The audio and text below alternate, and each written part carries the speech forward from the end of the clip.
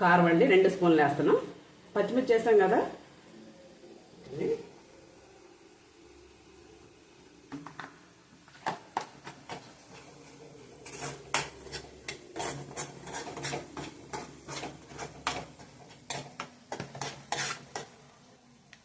ధనియాల పౌడర్ అండి 1 స్పూను,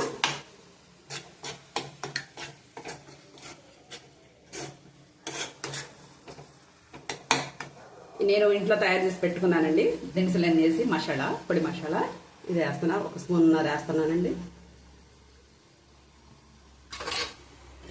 ఇందా మీకు చెప్పా కదా జీడిపప్పును గసాలు, అది కూడా వేస్తున్నానండి. టేస్ట్ కోసం అండి, బాగుంటుంది. మీరు కూడా వేసుకోండి.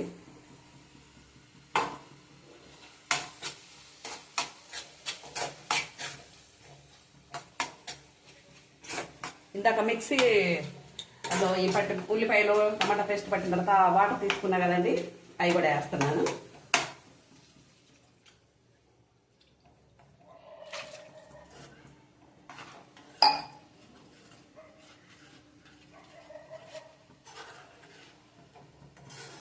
ఇప్పుడు ఉప్పు కారం ఒకసారి చూసుకుందామండి.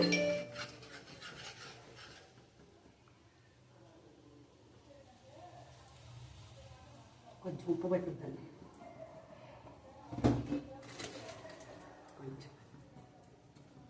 ముందే వేసేపాకండి. ఇదిగోండి వేస్తున్నాను.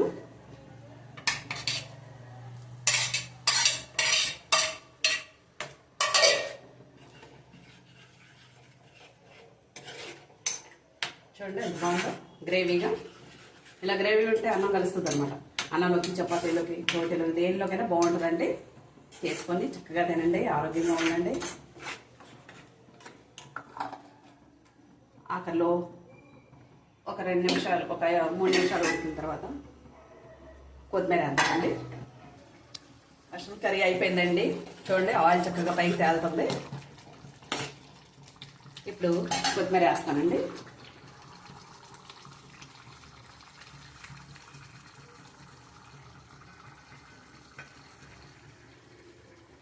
వేడి వేడిగా సర్వ్ చేసుకోండి, చాలా బాగుంటుంది. చూడండి అంత బాగుంది చూడటానికి.